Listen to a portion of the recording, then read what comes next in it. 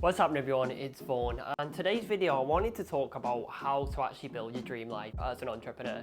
Now, I've been an entrepreneur for like 5 years now, and it's pretty different to just working a normal job or being a normal civilian, as we say, because there's a few different things that are different from, doing the normal path, what people do. They get a good job, go to university, and most people I know went to university are absolutely skinned when they leave, but the difference being is like the four main pillars. So it's lifestyle, psychology, your risk-taking attitude, which might come under psychology, and also the opportunities that you uptake.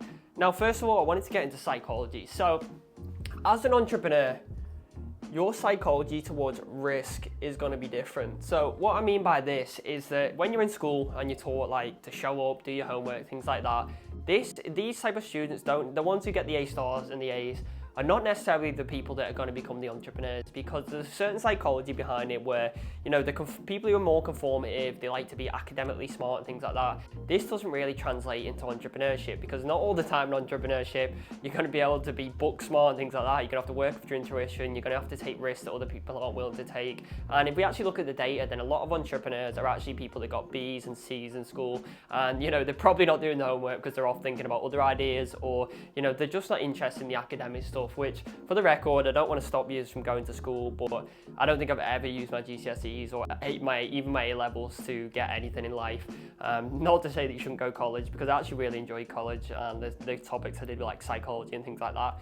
But your attitude to risk is going to be a lot different than other people. You might be a little bit more of a risky person, or you might have to, take up an opportunity that other people have passed by because they need to stay safe, they need to get the good job, they need to get the house. But what I typically see with friends and, people like this, they live that typical life. They get told by the parents, save up for the mortgage, get settled down, get a good job.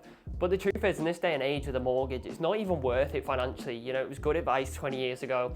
But in this day and age, having a mortgage is not going to support you the cash flow that it needs to have your dreams. Yeah, you're going to be, sort of secure in the fact that you're going to be stuck in one place and you've got a house, which, is not necessarily a bad thing that you've got your own house young if you've saved up with your mortgage.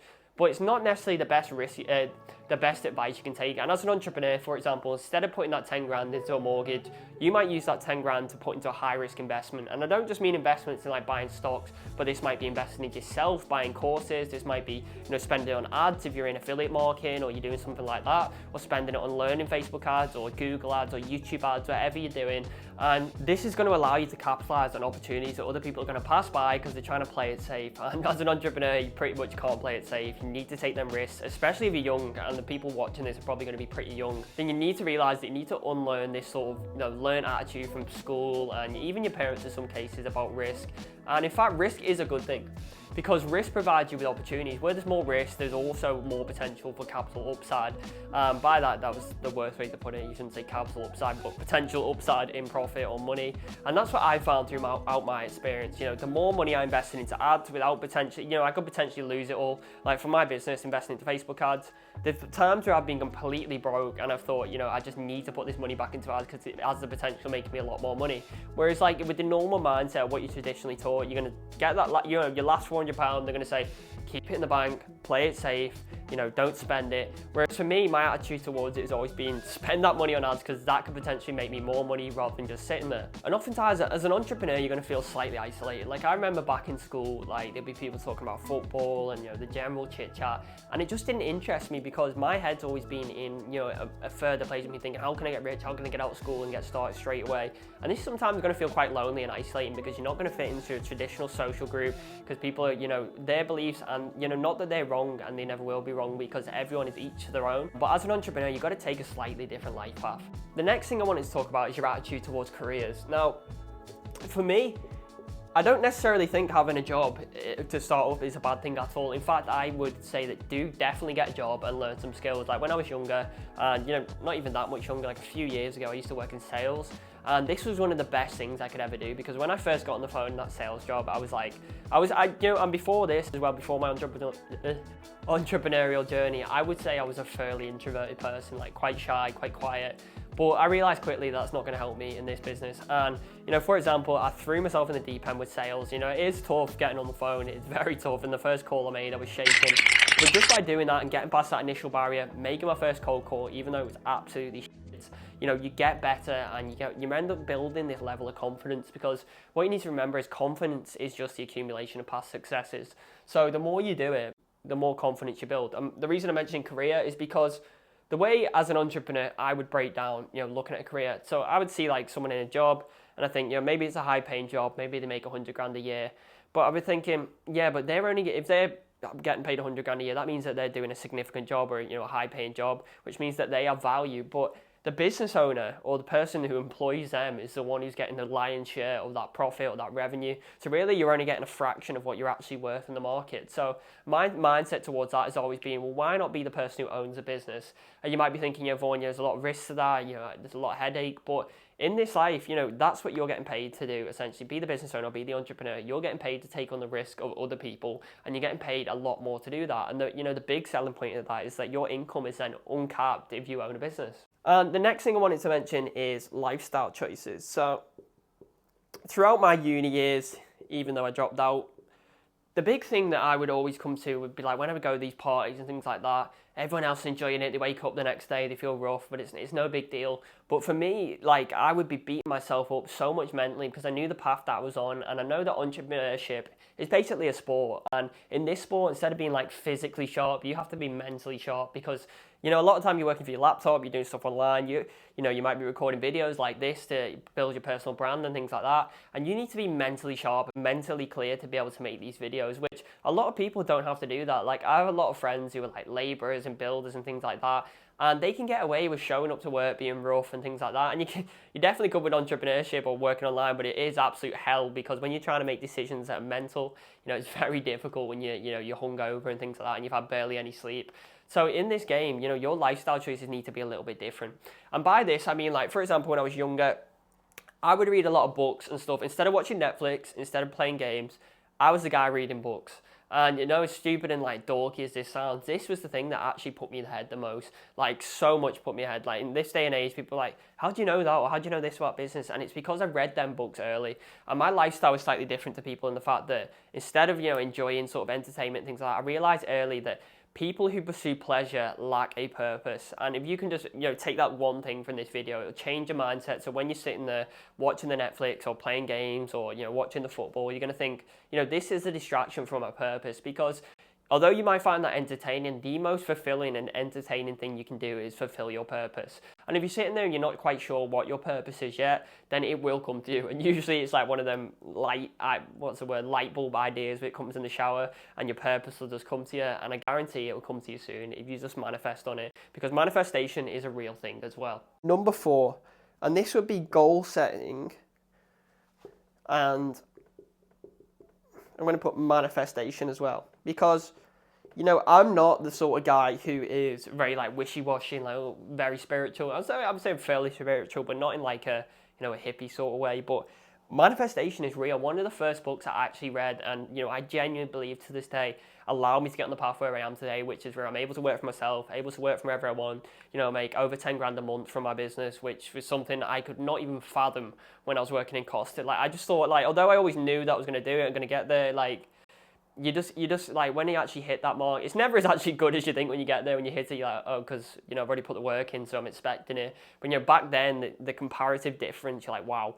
But the reason I was able to do it, genuinely, because I started manifesting this life. Like if I look back on my like notes and things, like I literally, the car I've got now, I wrote down years ago I wanted that car. The apartment I've got with the view, I was like, I wanted that apartment. And as stupid and trivial as these things seem, the more you sort of dwell on them and you see that in front of you every day, the goal that you need to achieve, it makes it real for you.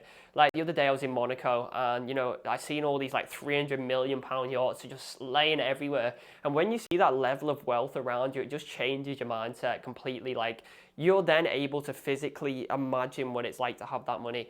And when you see that money around, you realize that there is an infinite amount of money in this economy, and the way for you to channel it is through providing value to the economy, and you can do that by solving a problem. So that brings me on to the next point, and this is the lens of an entrepreneur. This is what I would sort of view the world through my lens. And no, don't take it wrong, I'm probably one of the worst entrepreneurs you can listen to, because there's people who are a lot more successful than me. But, I've been able to achieve my comparative goals, which, I would have dreamed of, which is making over 10K a month from a business.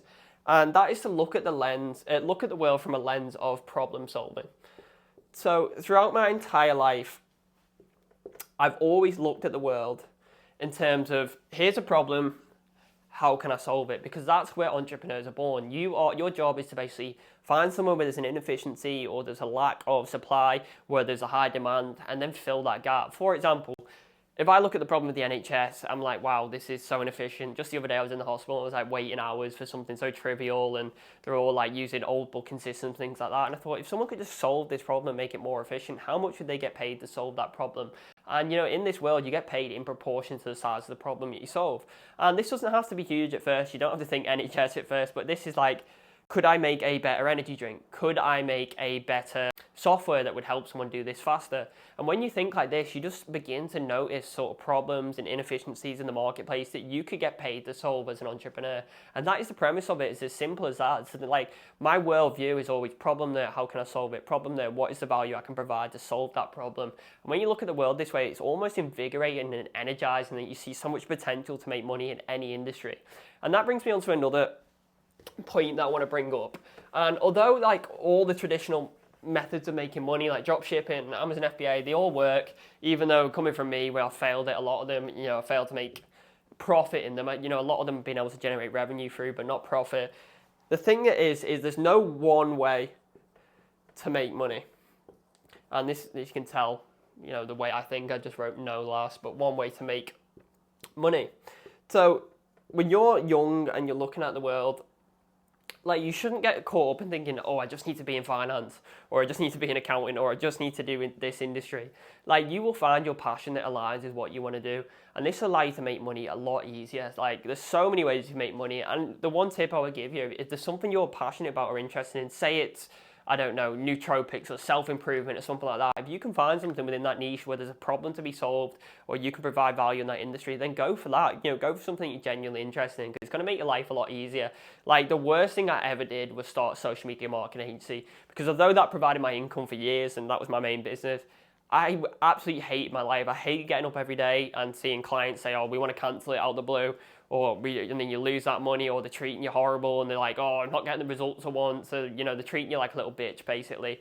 And I wanted to stress that, if you're out there running an agency or anything like that, or you're thinking of starting an agency, I really wouldn't recommend it. You literally are like a little bitch to your clients. And the only reason it's become so big is because it's a business model that doesn't require you to put any capital in up front.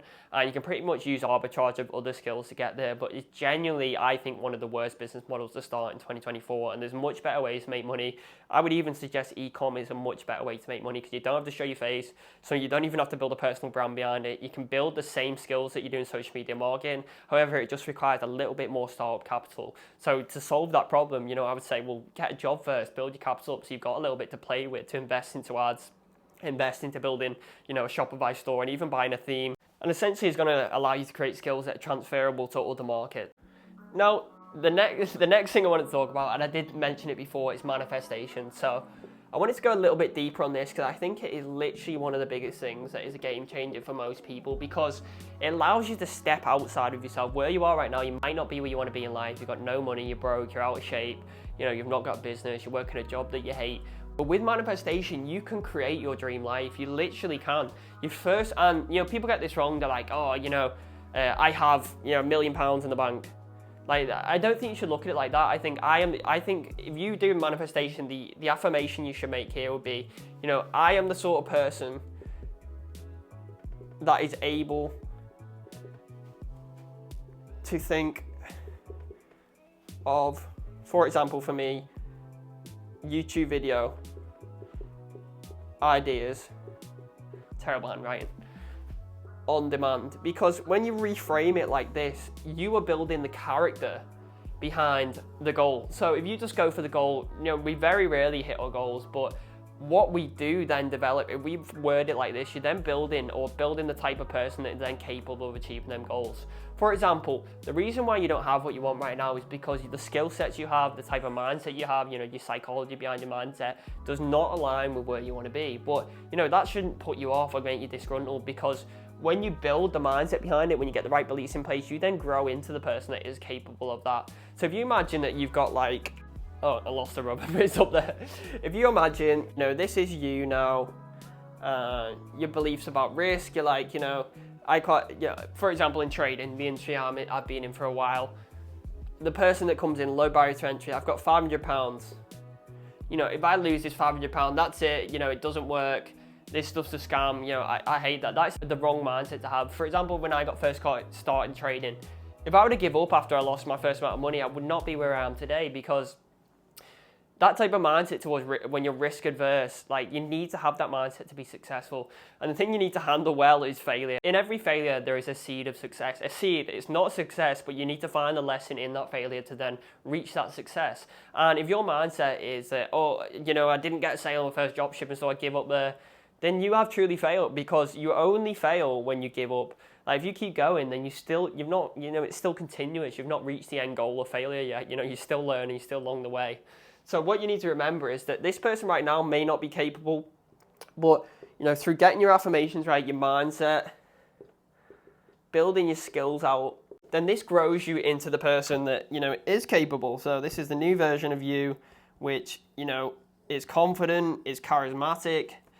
That is the worst comparison ever, but this guy knows how to get stuff done. He knows what the right mindset is. He knows what his belief should be towards the risk. He knows if he fails, that he just to keep going and keep building on it and invest again and try again. Because really, you know, half of entrepreneurship is about not giving up, because a lot of the times you're not going to get it right first time. An example with this, with one of my first social media marketing agencies, I lost like 3 clients overnight, and I was like, well, does this mean I'm shit at it? Does this mean I shouldn't do it?